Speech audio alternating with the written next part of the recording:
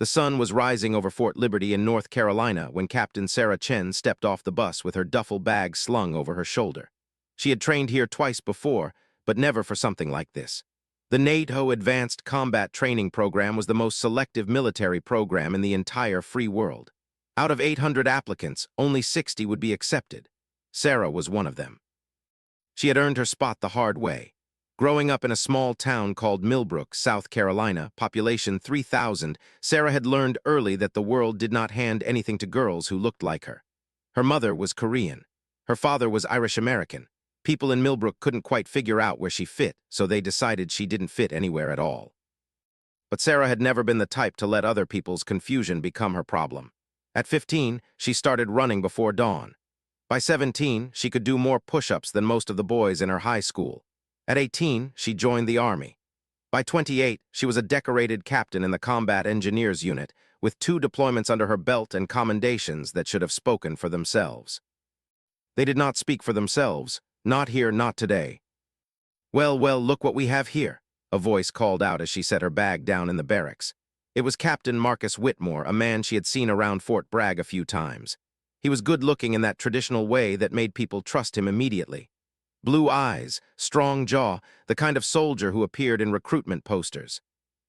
He was also, Sarah had learned long ago, exactly the type of man who felt threatened by a woman who could outrun him. "Whitmore," she nodded, keeping her voice neutral. "Heard you were coming to the NATO program," he said, and there was a smile on his face that did not reach his eyes. "Must be some kind of affirmative action thing. They're trying to look diverse, right?"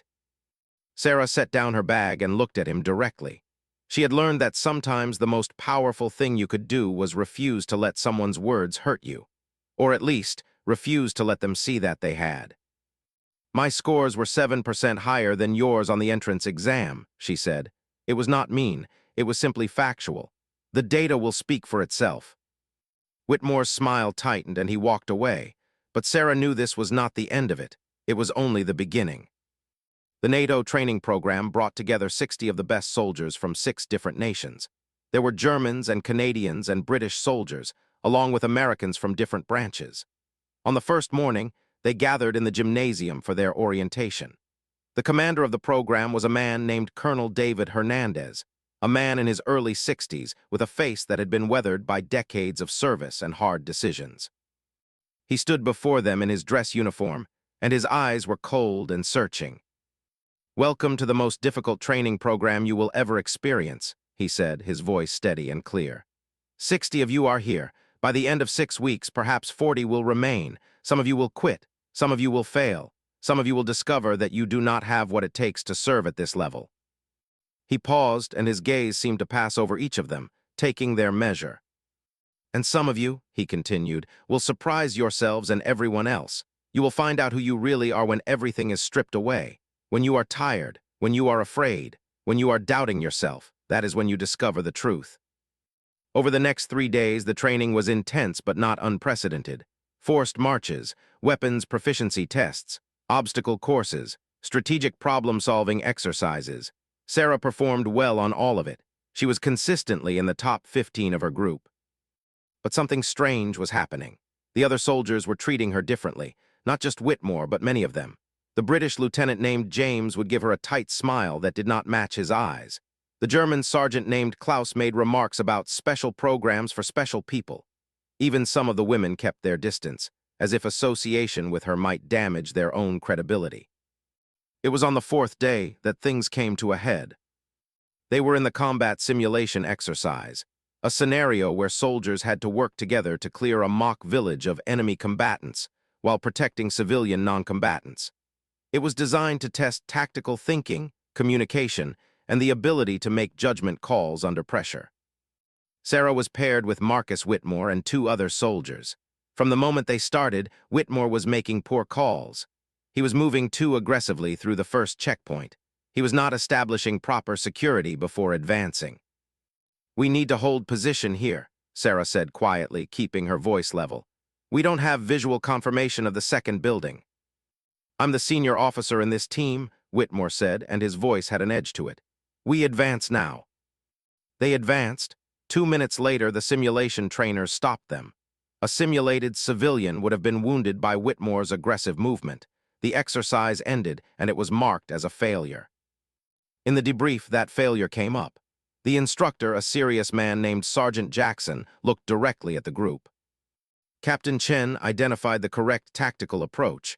Captain Whitmore ignored that input and made a unilateral decision based on ego rather than strategy. In the field, that would have cost lives. Whitmore's face turned red. He said nothing. But that night, Sarah overheard him in the dining hall talking with 3 other officers. "She's trying to make me look bad," he was saying.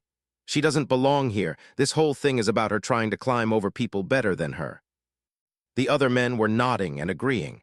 One of them said something that made the group laugh. Sarah was eating alone at a corner table, and she heard every word.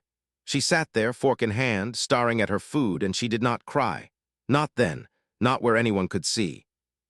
But that night in her bunk, looking up at the dark ceiling of the barracks, Sarah made a decision. She would not quit. She would not validate their doubts by being weak. She would be better. She would be stronger. She would be so good that they could not ignore her or diminish her. She would show them exactly who she was. Sarah closed her eyes and thought of the tattoo on her left shoulder blade, the ghost hawk, the bird that she had inked onto her skin when she was 21 years old, right after her first deployment.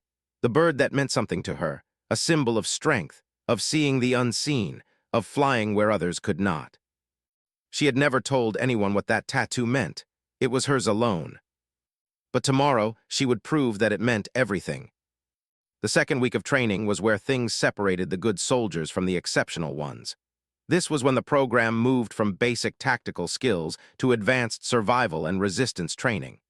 They were taken to a remote area in the mountains, given minimal supplies, and told that they would be out there for 10 days. The goal was not just to survive. It was to complete a series of objectives while managing fatigue, hunger, and the constant pressure of knowing that instructors were watching, evaluating, and ready to pull anyone out who showed signs of serious danger. Sarah had trained for this, not in the exact sense but in the deeper sense. She had grown up poor. Her mother had worked 2 jobs, and her father had been absent for most of her childhood. Sarah had learned to do more with less. She had learned to be resourceful. She had learned that sometimes the person who looked the hungriest was the person who would work the hardest. The group of 15 soldiers selected for this phase was split into 3 teams of 5. Sarah's team included James from Britain, Klaus from Germany, a quiet American officer named Rodriguez, and to her dismay, Marcus Whitmore. When she saw the team assignment, Sarah's stomach sank. She knew what would happen. Whitmore would either try to undermine her or go out of his way to make her role in the team's success invisible. Either way, it would be difficult. But she had made a promise to herself. She was going to be better. The first 3 days were the hardest. They were given a map, a compass, basic camping equipment, and enough rations to provide maybe half of what they needed in terms of calories. The objective was to reach a series of checkpoints and complete tasks at each one. The tasks ranged from retrieving specific items to solving complex strategic problems to demonstrating technical competencies. By day 3, the team was exhausted and hungry. They had reached 2 of 4 checkpoints, and they had made a mistake at the first one. They had missed a subtle detail in the instructions, and the instructor at that checkpoint had marked them down for incomplete work. It meant they were already behind. That evening, as they sat around their small fire, Whitmore made his move. "We need to talk about our team composition," he said, and his voice was calm and reasonable, which made it more dangerous than if he had been angry. "We're behind because of poor decision-making, and I think we all know where that's coming from." He was looking at Sarah. "I'm the most experienced person here," he continued. "So I'm going to take over tactical leadership of this team. No more committee approach. My decision's final." Klaus the German said nothing. He had been quiet all along. James exchanged a look with Sarah, a look that said he disagreed, but also that he was too exhausted and too far from home to fight this battle. Rodriguez, the quiet American, spoke up for the first time in days. "That's not how command works," he said. "We're a team. We share information and make decisions together." "That's not how it works in combat," Whitmore snapped. "In combat, you have a hierarchy, you have clear leadership. That's what wins wars." Sarah was quiet. She was thinking. She was always thinking now. She was thinking about what came next, about how to win when the game seemed designed for her to lose. Okay, she said. You take tactical command, but I need to be the supply officer. I need to manage our resources. That's not a combat role, that's an administrative one. I can do it quietly. Whitmore considered this. It was, he thought, a small victory. He had gotten Sarah to step back. That was what he wanted. Fine, he said. Do the supply work. What he did not understand was that Sarah had just taken control of the most important part of their mission, because survival was not about tactics. Survival was about managing resources. It was about knowing how much food could stretch across how many days. It was about understanding how to preserve energy and where to find water. It was about the small choices that accumulated into the difference between success and failure. Over the next 4 days, Sarah began to quietly transform their team. She started finding edible plants. She dug wells to find clean water. She managed the rations so carefully that they had more energy than they should have had. When they reached checkpoints, they were not stumbling and confused. They were sharp and focused. Whitmore took the credit. The instructors wrote compliments on the team's tactical approaches. He had made good calls, they said. Good strategy, good leadership. But privately, James and Klaus and Rodriguez began to understand what was happening. Sarah was the one keeping them alive. Sarah was the one thinking 3 steps ahead. Sarah was the one whose decisions, made quietly and without fanfare, were the difference between passing and failing.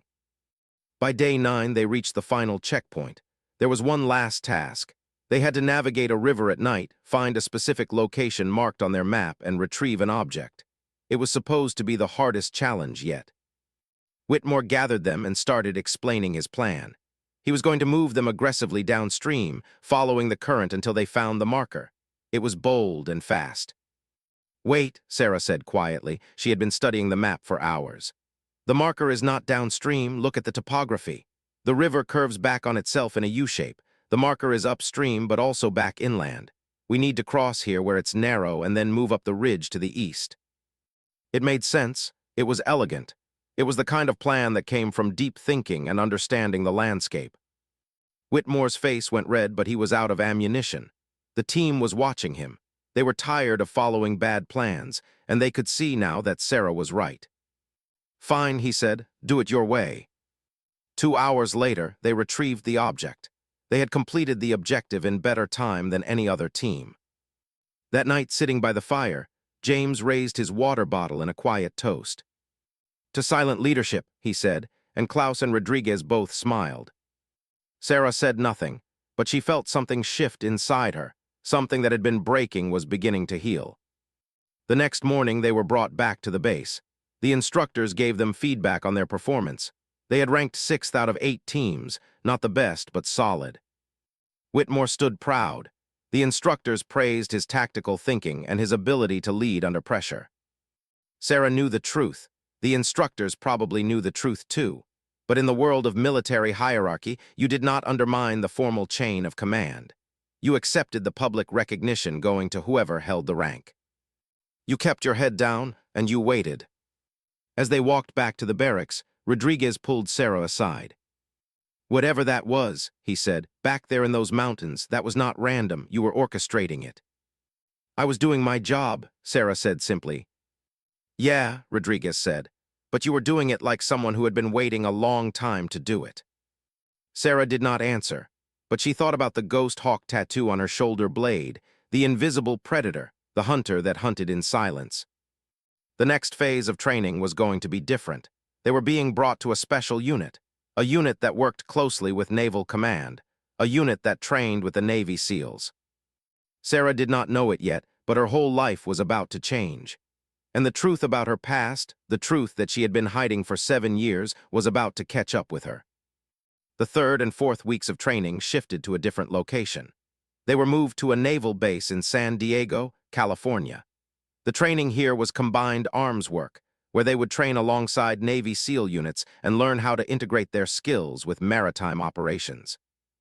Sarah had never trained with SEALs before. Few people had. The SEAL teams were legendary. They operated in the shadows. They were the best of the best, and they were trained to think that everyone else was underneath them. It was not arrogance, exactly. It was just the truth of their world. They had passed through training that had a dropout rate of over 80%. They had been through things that very few people could endure. The commander of this training phase was a man named Commander James Kellerman. He was in his 50s, with the kind of lean, weathered frame that came from decades of actual combat operations. He had led SEAL Team 5 through operations in 4 different countries. He had been wounded twice. He had lost men under his command. His eyes had the particular quality of someone who had seen things that most people would spend their entire lives trying to avoid. On the first day, he addressed the combined group of 60 NATO trainees and a small group of SEAL operators who were observing and evaluating. "You are here because you represent the future of military coordination," he said. His voice was quiet, but it filled the room. "In the modern world, no single branch of the military wins wars alone. You need the Air Force and the Army, the Navy and the Marines working together. You need to understand how to trust people from different units, different nations, different backgrounds." He paused. "But you also need to understand something else. You need to understand that there are some soldiers who have earned something beyond trust. Those soldiers have earned reputation. And that reputation means that when they show up, people believe them immediately. They believe them because they have proven themselves in ways that go beyond the normal expectations of service." His eyes swept across the group, and Sarah felt them pass over her. "There are soldiers in this room today who have that kind of reputation," Kellerman continued. "And there are soldiers who are still building it. For most of you, that building will take years. But for some of you, something will happen in the next 2 weeks that will change everything. And you should be ready for that moment when it comes." Sarah did not understand what he meant, but she felt a strange sense of anticipation. She felt like something was being set up, something was being arranged. The training over the next week was the hardest she had experienced. They were doing amphibious operations, learning how to conduct beach assaults from boats, learning how to infiltrate coastal areas under cover of darkness. The physical and mental demands were extreme. Sarah was exhausted in a way that went deeper than her body. But she was also performing extraordinarily well. In the underwater navigation exercise, she had the fastest time. In the beach assault simulation, she made tactical decisions that impressed even the SEAL observers. In the team endurance exercise, she outlasted soldiers who were larger and stronger. Marcus Whitmore was failing, not in a dramatic way, but in a consistent, undeniable way. His times were slow. His decisions were sluggish. He was hitting the wall, and everyone knew it. Then, on the 8th day, something happened that changed everything. They were in a navigation exercise, moving through a series of water obstacles during the night. It was about 2 in the morning, and they were all half asleep and running on pure muscle memory and training. Sarah was leading her team through the course when she lost her footing and fell into the water. It was not a serious situation. The water was only 8 feet deep. There were safety personnel stationed throughout the course, but it was dark and Sarah was disoriented, and for just a moment she panicked. A hand grabbed her arm and pulled her to the surface. It was Commander Kellerman himself, who had been observing the exercise from the water. As he pulled her up onto the platform, she saw his face clearly in the light from the spotlights. She watched his expression change. She watched his entire body go rigid. He was staring at something, at her left shoulder, at the place where her uniform had torn in the water. At the ghost hawk tattoo. For a moment, nobody moved. Nobody said anything. Kellerman's face had gone pale. It was the face of a man who had just seen something that he thought was impossible, something that he thought was long dead. "Secure the area," he said quietly to one of the SEAL operators nearby. "End this exercise." Then he looked at Sarah, and there was something in his eyes that she could not quite read. "Captain Chen," he said, "you're coming with me." Sarah wanted to ask why. She wanted to understand what was happening. But she had learned in her military career that sometimes you did not get to ask why. You just obeyed orders. You waited to find out what came next. Kellerman led her to a secure room in the naval base. It was a room without windows. There was a table and 2 chairs. He told her to sit. For a long moment, he just looked at her. He was not angry, she realized. He was something worse. He was shocked. He was confused. He was looking at her like she was a ghost. "I'm going to ask you a question," Kellerman said quietly. "And I need you to tell me the absolute truth. Do you understand me?" "Yes, sir," Sarah said. "Where did you get that tattoo?" Sarah's heart was pounding. She had never told anyone this story. She had kept it secret her entire military career. But looking at Kellerman's face, she understood that he already knew. Somehow he already knew. "When I was 21, she said slowly. Right after my first deployment, I was stationed in Afghanistan for 9 months. I was part of a special operation. Something happened there that changed my life. What happened? Kellerman asked, and his voice was shaking slightly. Sarah took a breath, and then she told him the story. She told him about the operation that was supposed to be a simple extraction of a high-value target. She told him about the ambush that nobody had anticipated. She told him about the moment when everything went wrong. She told him about the woman who came out of nowhere, a woman who was not supposed to be there, a woman who saved her life. She pulled me out of the fire, Sarah said. She was a SEAL, a woman SEAL. I had never even known that women could be SEALs. She was incredible. She was like nothing I had ever seen. She moved through that situation like she was hunting, like she could see things other people couldn't. Kellerman's hands were on the table, and they were clenched into fists. What was her name? He asked, but he said it like he already knew the answer. Sarah said. Her name was Sarah Killian. Kellerman made a sound like he had been punched in the stomach. She saved my life that day, Sarah continued. And then the next day she disappeared. I tried to find out what happened to her. I tried to track her down.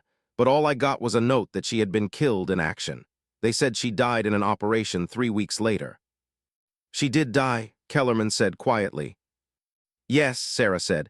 So I got the tattoo to remember her, the ghost hawk. It was her call sign. It was the one thing I knew about her. And I just wanted to have something that would help me remember who she was, who she had been to me. Kellerman stood up and walked to the corner of the room. His shoulders were shaking. Sarah realized with shock that he was crying. I'm going to tell you something, he said without turning around. And I need you to listen to every word, because this is going to change your life, and I need you to understand what is about to happen. He turned around, and his face was wet with tears. Sarah Killian was my sister, he said. She was my little sister. I recommended her for SEAL training. I was one of the people who trained her. And then she died, and it broke something inside my family that never really healed. He paused.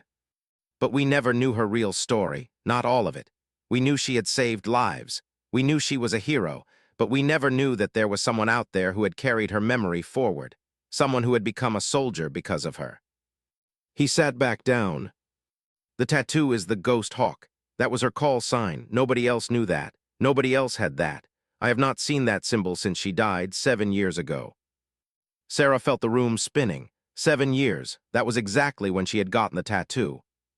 You got the tattoo the day she died, Kellerman said. How did you know? I didn't know, Sarah said. I didn't know she had died that day. I didn't find out until weeks later. I just knew that I had to remember her. I just knew that I wanted to carry her with me. Kellerman was quiet for a very long time. You are the only person outside of my family who carries her memory, he said. And you're also a soldier who is at the top of this program. You're someone who has the same instincts she had, the same way of thinking, the same ability to see what other people miss. He leaned forward.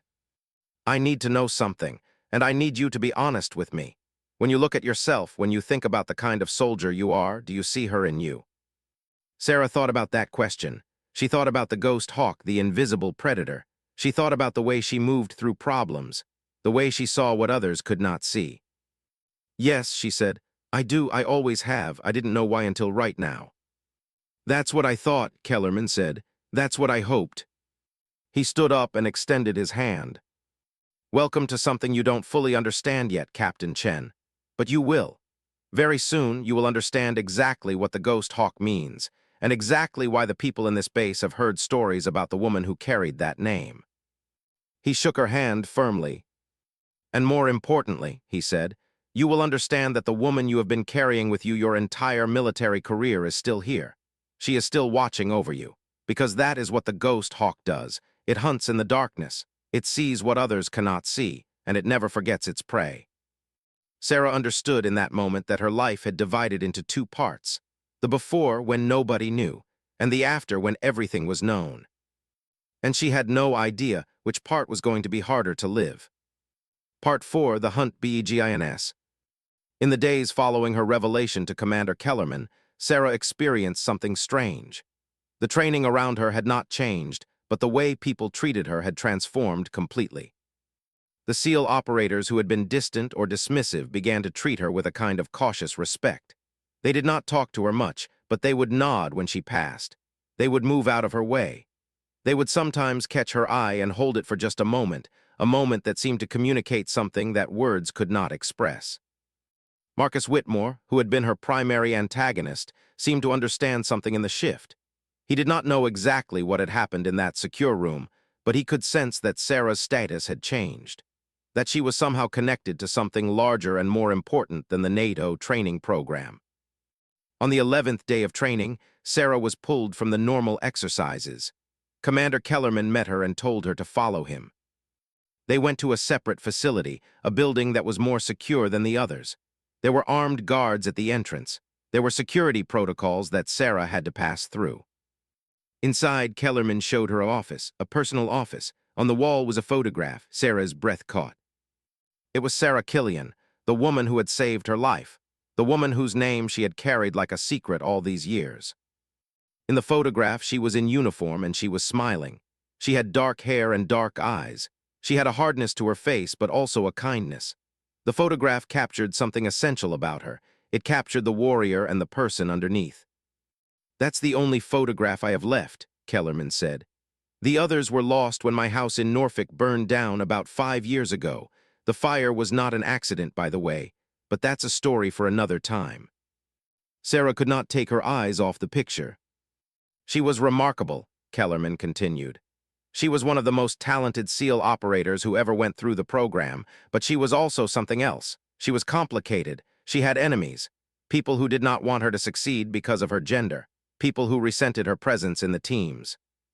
He paused, "and people who had other reasons to want her dead." Sarah turned to look at him. "What do you mean?" she asked.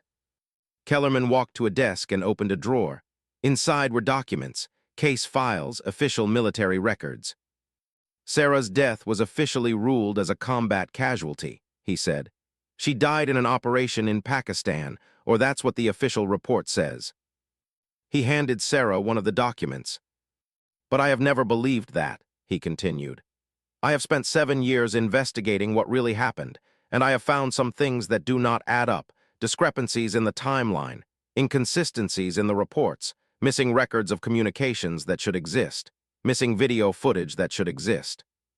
Sarah's hands were shaking as she looked at the documents. "You think she was murdered?" she said. "I think," Kellerman said carefully, "that there is a significant possibility that Sarah's death was not what it appeared to be. I think there is a significant possibility that someone wanted her dead, someone with the power to cover it up." "Who?" Sarah asked. "That's what I have been trying to find out for 7 years, Kellerman said. "But I have not been able to prove anything. I have been investigating quietly on my own time, using connections I have built up over my career. But I have never had the right person to help me." He looked at Sarah directly. "Until now." "What are you asking me to do?" Sarah asked. "I'm not asking you to do anything," Kellerman said. "Not yet. First, I need you to understand what you're dealing with. I need you to see what I have discovered. And then, if you want to help me find out the truth, if you want to help me find out who killed my sister, I will need you to do something that is going to be dangerous and difficult." Over the next 3 hours, Kellerman showed Sarah everything. He showed her the investigative files he had compiled. He showed her records of Sarah Killian's operations. He showed her communications logs. He showed her financial records. And slowly, a picture began to emerge. A picture of corruption. A picture of someone using SEAL operations for purposes other than what was officially stated.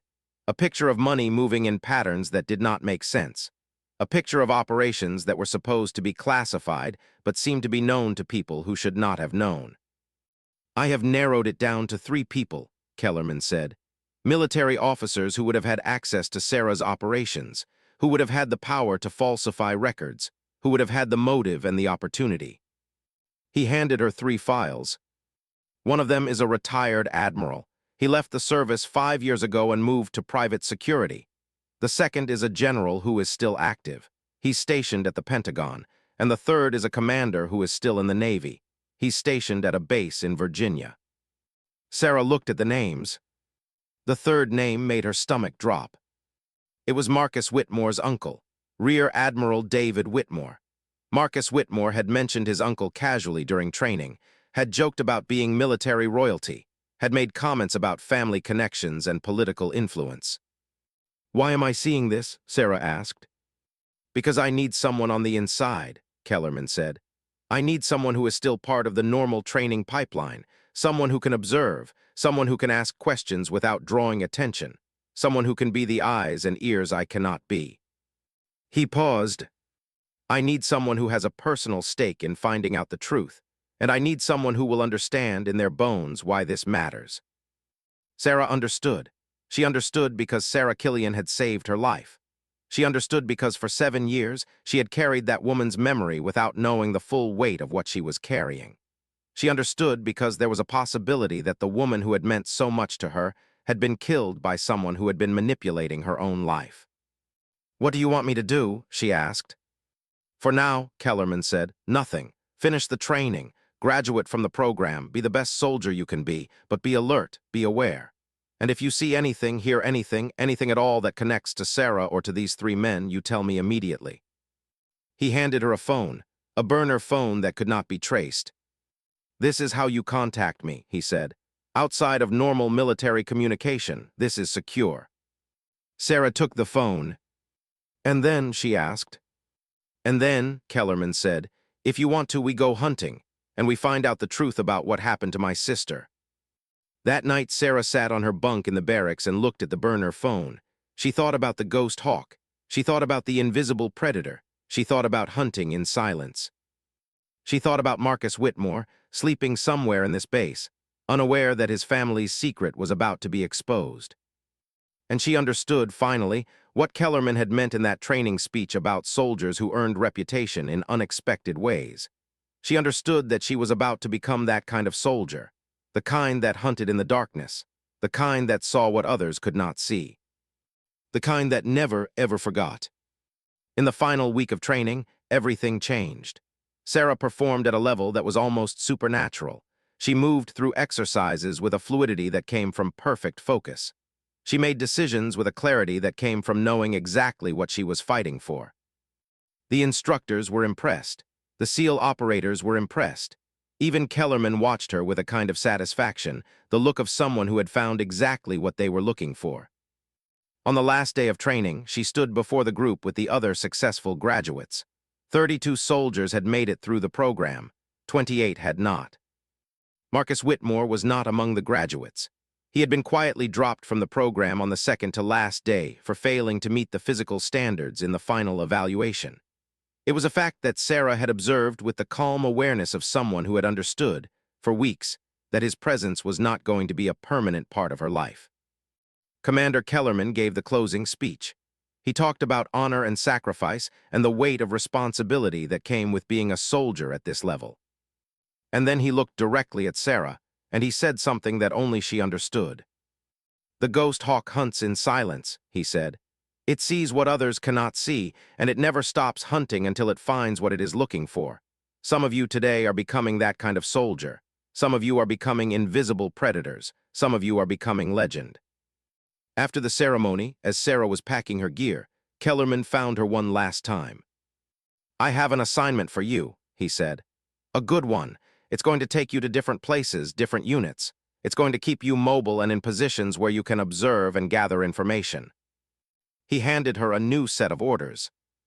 "This is going to be a 6-month rotation," he said. "Enough time to investigate, enough time to be in the right place at the right time." He paused. "Enough time to find out what really happened to my sister." Sarah took the orders and looked at them. They assigned her to a Special Operations Coordination Unit, a unit that worked directly with the Pentagon, a unit that would give her access to classified information and high-level meetings. "Are you ready for this?" Kellerman asked. Sarah thought about the ghost hawk. She thought about the woman who had saved her life. She thought about 7 years of carrying a secret. "Yes," she said, "I'm ready." "Good," Kellerman said, "because the hunt is about to begin. And you, Captain Chen, are going to be the one who brings down an admiral, exposes corruption at the highest levels of military command, and uncovers a murder that has been hidden for 7 years." He extended his hand. "Welcome to the real war. It has nothing to do with enemy nations. It's the war against the corruption that eats us from the inside. The war to protect the people who died serving this country with honor. Sarah shook his hand and understood that her entire life had just changed. She had thought she was a soldier. Now she understood that she was something much more dangerous. She was a hunter, and she was about to go hunting for the truth. The 6 months that followed were the longest and most difficult of Sarah's life. She was stationed at the Pentagon, assigned to a coordination unit that gave her access to classified files and meetings that most soldiers never saw. She had to appear completely normal. She had to do her job with excellence and excellence alone. She could not show any sign that she was investigating. She could not make any move that would draw attention. But she was hunting, and every day she was gathering information. Through her access to classified files, Sarah was able to track the movement of money. She was able to cross-reference operational reports with financial records. She was able to slowly, carefully piece together a pattern that had been hidden for 7 years. The pattern led to Rear Admiral David Whitmore. According to the official records, Sarah Killian had died in a covert operation in Pakistan. But according to the financial records that Sarah found buried in 3 different military databases, there had been a significant money transfer between Admiral Whitmore's account and an offshore account 3 weeks before Sarah Killian's death. The transfer was for $200,000. The timing was not a coincidence. Sarah reported everything to Kellerman through the burner phone. She sent him encrypted files with documentation. She built a case, piece by piece, carefully and methodically. Then in the 5th month, something happened that changed everything. She was working late in her office when she found a file that had been misfiled in the wrong database. It was a communication log from Sarah Killian's final operation. The log contained messages that should not have existed, messages that directly implicated Admiral Whitmore in a cover-up. According to the log, Sarah Killian had discovered something during that final operation. She had found evidence that the operation was not what it appeared to be. She had found evidence that Rear Admiral Whitmore was using SEAL teams to conduct illegal operations for private military contractors. Operations that were supposed to be classified military intelligence work, but were actually commercial missions designed to steal industrial secrets from American companies. Sarah Killian had reported this to her chain of command, and then she had been reassigned. Her reassignment had been to a high-risk operation, the same operation in which she had supposedly died. The communication log suggested, very clearly, that the high-risk operation had been deliberately designed to be dangerous, that it had been set up as a way to silence someone who knew too much. Sarah's hands were shaking as she photographed the documents with her phone. She sent them to Kellerman. His response came back within minutes. "This is it. This is what we have been looking for. We have him. We can take this to the Inspector General. We can bring down the entire operation." But Sarah knew something that Kellerman did not. She knew that Admiral Whitmore still had reach. Even though he had retired, even though he had moved into private security, he still had connections. And those connections meant that a case built on classified documents that had been improperly obtained could be suppressed, could be made to disappear. She understood in that moment what she had to do. She went to the one place where the truth could not be suppressed. She went to the one person who had the authority and the reputation to act immediately. She went to the Naval Inspector General. At 2 in the morning, Sarah walked into the Inspector General's office with the classified documents. She told the entire story. She explained everything that she and Kellerman had found. She laid out the evidence of corruption, murder, and cover-up, and she prepared herself to face the consequences of her actions. What happened next was a military process that moved faster than anything Sarah had ever experienced. The Inspector General immediately opened an investigation. He brought in the FBI. He brought in agents from the Naval Criminal Investigative Service. He secured the evidence. Within 48 hours, Rear Admiral David Whitmore was arrested at his home in Northern Virginia. His financial records were seized. His communications were subpoenaed. The private military company that he had been working with was put under federal investigation. The news that came out in the following weeks was shocking, even to people who thought they understood military corruption. Admiral Whitmore had been using Navy SEAL teams to conduct industrial espionage operations for contractors. The operations had been disguised as classified military intelligence work. The contractors were paying Whitmore directly. The money had been flowing offshore for more than a decade. When Sarah Killian had discovered the scheme, Whitmore had made a decision. He had arranged for her to be assigned to an operation that was designed to fail. He had arranged for her to be killed and for her death to be covered up. Sarah Killian had died because she had been honest, because she had believed in honor, because she had believed that the system worked. But the system did not work. The system could be corrupted. The system could be used to silence heroes.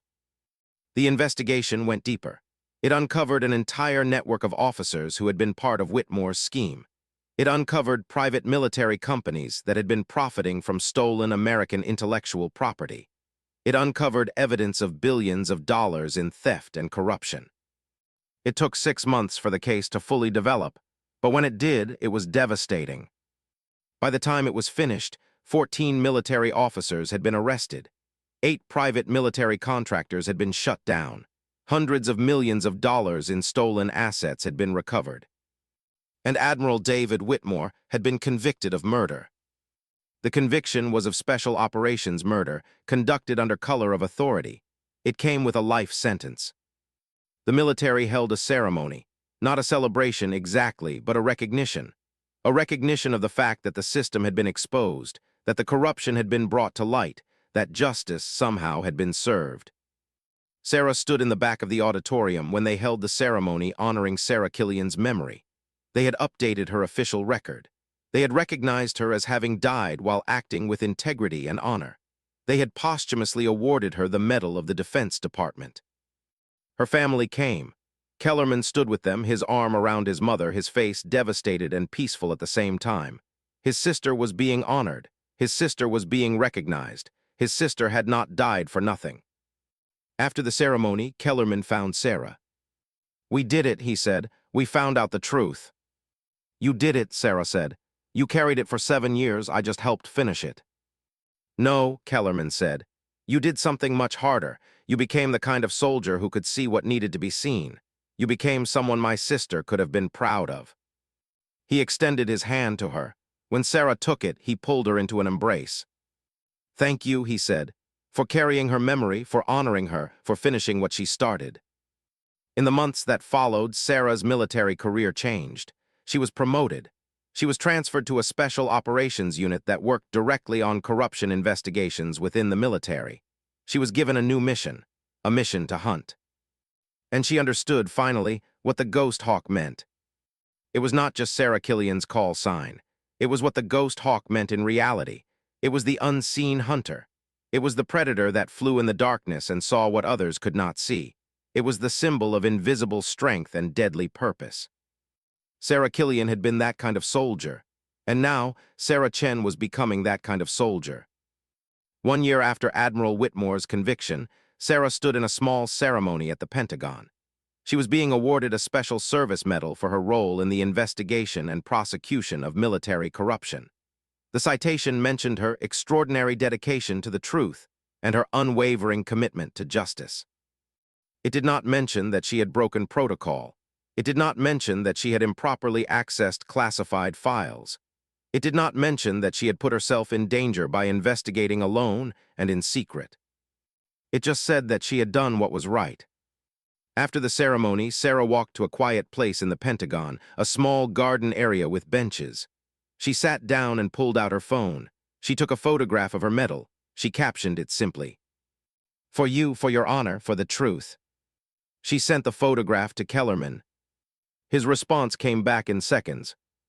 "She sees you, the Ghost Hawk sees you, and she is proud."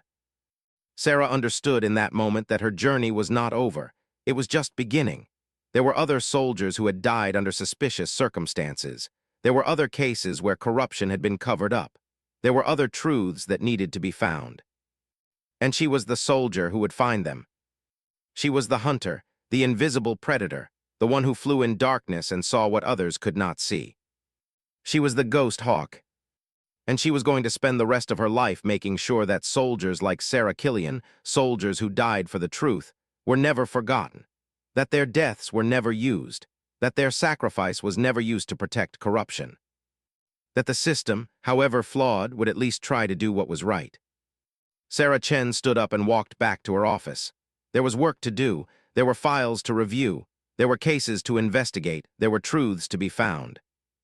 She had been laughed at and mocked and underestimated. She had been called a diversity hire and questioned at every turn. But in the end, she had become the one soldier that everyone feared, the one soldier that the corrupt needed to worry about, the one soldier who would hunt them down. She touched the ghost hawk tattoo on her shoulder blade, hidden under her uniform. She felt the weight of it, the meaning of it, the power of it.